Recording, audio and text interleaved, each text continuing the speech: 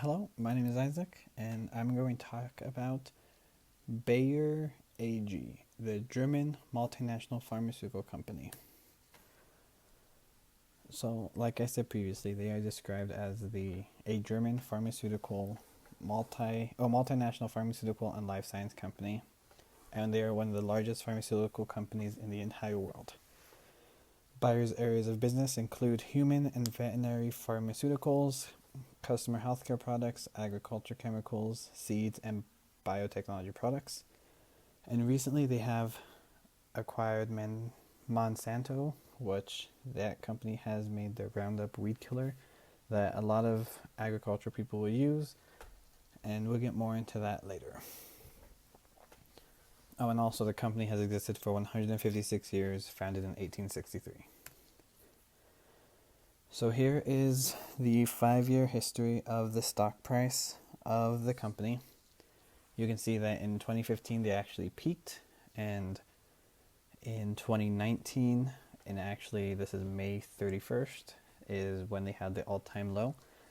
And in this area where you see the drop between 18 and 19, that's in March of 2019. Oh,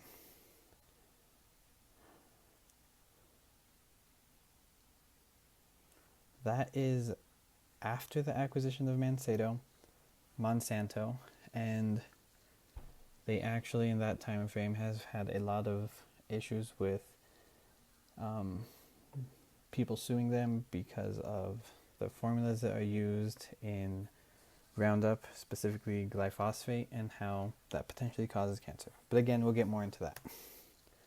So the problem, the recent acquisition of the company should show profits, or at least something that states, oh, in the future we might gain off of this.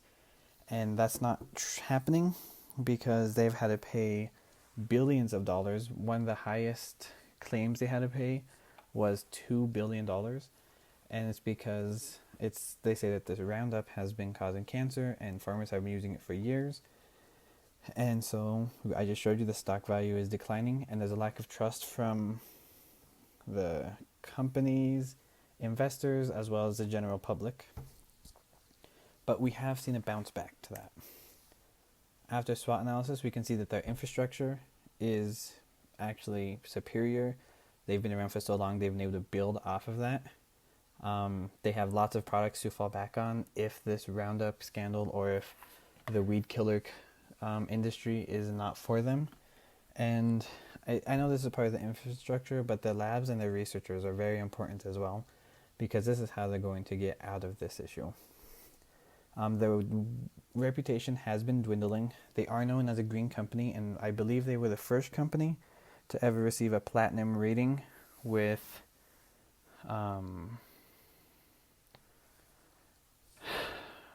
their advanced care with the community and with their footprint and the greenhouse gas emissions. They were actually one of the first companies to get the platinum rating. That shows they had the lowest amount of that. The opportunity is to get a healthier product and to invest into how they can solve this crisis with the weed killer. And the threats are, first of all, litigation. Secondly, other companies capitalizing on their losses. Now, Roundup already has a set formula that's patented that can't be mimicked currently, and people are seeing that other companies can see that they don't trust this product anymore. There are people that are getting cancer and they don't know why, and that's being based on, and it's giving them a bad reputation, as we can see in the weaknesses. So they have to worry about somebody else reaching a better product in the future. So the solution is the glyphosate is the cancer-causing material, and it's actually what I would say is the cancer of the company and why their stock prices have been lowering. And they need to find some alternate to get out of there. Even though studies show it to be safe, if people aren't purchasing them or they're losing clients because of it, they need to push it out of the way. And in that way, they will create their own competitor for the weed killer, because currently farmers, companies, they are still purchasing this product. So they don't want to take it off of the line because then they're losing all the profit off of it. But they can, all the market share, but they can share the market share with itself to where they keep this product, people continue to purchase it, and then for those who are health conscious and want to gain that trust, they want to gain that trust from, they can have a better product. And it shows, or they have released a statement stating that they are in fact investing this year 5.64 billion US dollars on developing new ways to combat the weeds over the next decade.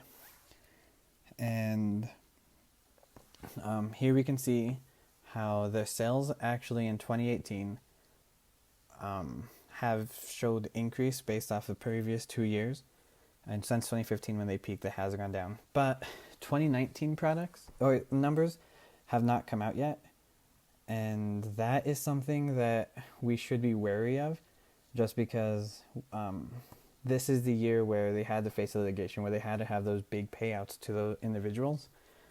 And so when it comes to investing in this company, I wouldn't do it right now, just based off of the fact that we don't know how bad their finances have been affected because of those. Like, we know they're paying upwards of $2 billion for the payouts, but we don't know how that affects their bottom line as a whole until March of 2020 when they release those statements and we are able to see it. So I would say when looking into this company, wait until March if you want to invest. I think it is a strong company. They still have a lot of potential, but after those are released, the public will be able to see how they are affected, and that will determine whether or not people start selling, pulling, buying as like crazy. So in March 2020, look back into the company's